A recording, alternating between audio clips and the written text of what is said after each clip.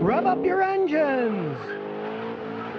Today I'm going to talk about engine oil additives, and specifically this new Lucas made for low viscosity oils that modern cars use. Now, to begin with, I'll give you a general idea about oil additives in cars. Modern engine oils are really well designed and produced. You buy a brand new car, you use the correct oil that they suggest and change it frequently. You don't need to put any additives in your oil, period. But if you bought a used car that burns a reasonable amount of oil, or you were a bad person and you didn't change your engine oil enough, and now your engine is worn internally, oil additives can actually help. I bought this Toyota Celica used, and the main reason I got it cheap was because it was using oil, and the customer thought, oh, you know, it's using oil, it's wearing out, I'll get another car. She went out and bought a Toyota Avalon. She was burning about a quart of oil every 900 miles in that Celica. She had to keep adding the oil. She had a case in the trunk. Changed the oil and filter, put in 3 quarts of Castrol GTX, and 1 quart of this heavy-duty thick stabilizer from Lucas. And lo and behold, that'll only burn about half a quart of oil in between oil changes. And now it used half a quart instead of a quart every 900 miles. Quite an improvement, I gotta say. But you do have to understand what type of engine is in here. It's a Toyota 4-cylinder engine. It doesn't have hydraulic valve lifters. It's just got those stainless steel shims. So there's no hydraulic valve lifter with the tiny little holes that the oil has to get into to pump up to adjust the valves. If you add a thick oil like this to an engine that has hydraulic valve lifters, they can start clattering like mad. I've seen that. And even further, this is a plain old engine. It's got a solid cam that spins and opens and closes the intake and the exhaust valves.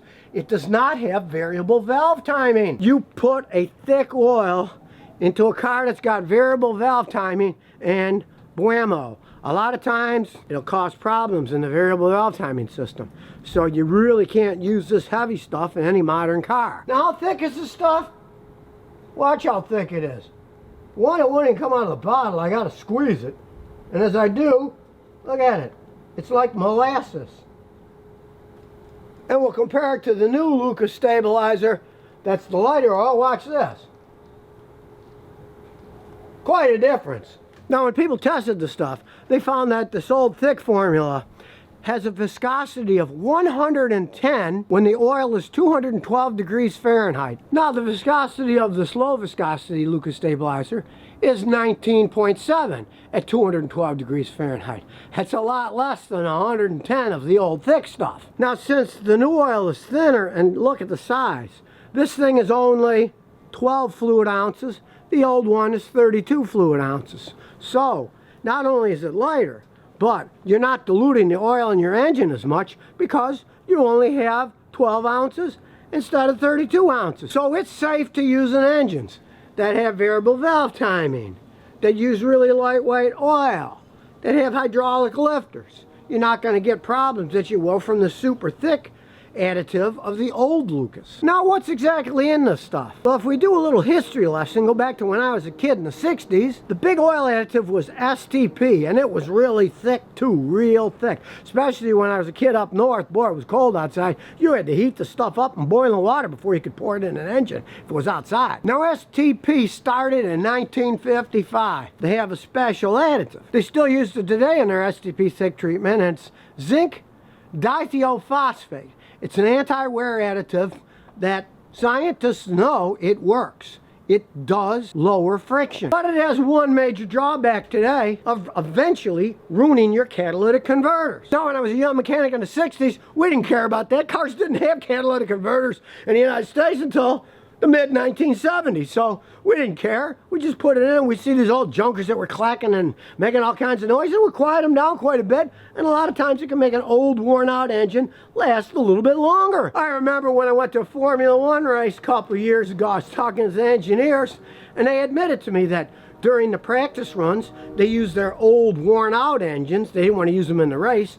They used them then, and they put a heavier, thicker oil in their practice runs. So their engines that were more worn would last longer and not blow up as fast. But during the race, then they put in a good engine, And they would use the lightest oil they could possibly have so that they'd have more acceleration. Now, Lucas Oil came out in 1989. The original formula is really thick, just like the STP.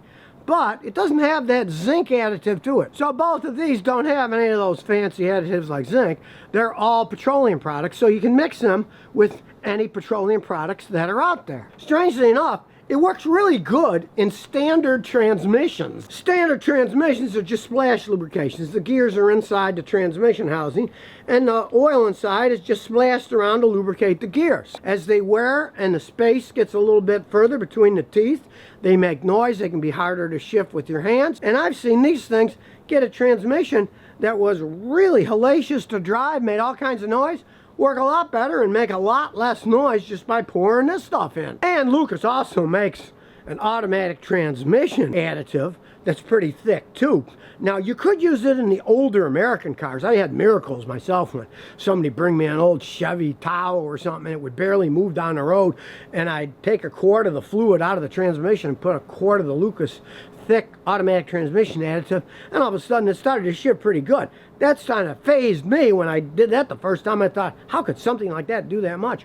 But it did in many cases. Don't you dare try that in a modern computer-controlled transmission, or especially a CVT transmission. Those things have to use their fluid and nothing but their fluid. Don't put any kind of additives in those things. So going back to the original topic, the new low viscosity stabilizer, you can use it in modern engines that have VVT or that have hydraulic lifters in them. Now, it's no miracle in a can, you know, there are no miracles in cans these days anyways. If you take care of your vehicle, use good oil, change it all the time. You don't need to use any additives really. But let's say your girlfriend was bad and never changed the oil in her car, or you got suckered into buying a late model car that's got high mileage and the people didn't maintain it. I'd stick the stuff in, see what it does, because really, hey, you got nothing to lose. The engine's making a lot of noise and it's wearing out. You're living on borrowed time anyway. And since this is Mechanic Monday, I'll be giving away some of this Lucas low viscosity oil stabilizer. To have a chance to win, place a clean, non-offensive comment on the YouTube comments below, and that winner will be chosen randomly by computer to get some oil stabilizer for their worn out engine. So if you never want to miss another one of my new car repair videos, remember to ring that bell.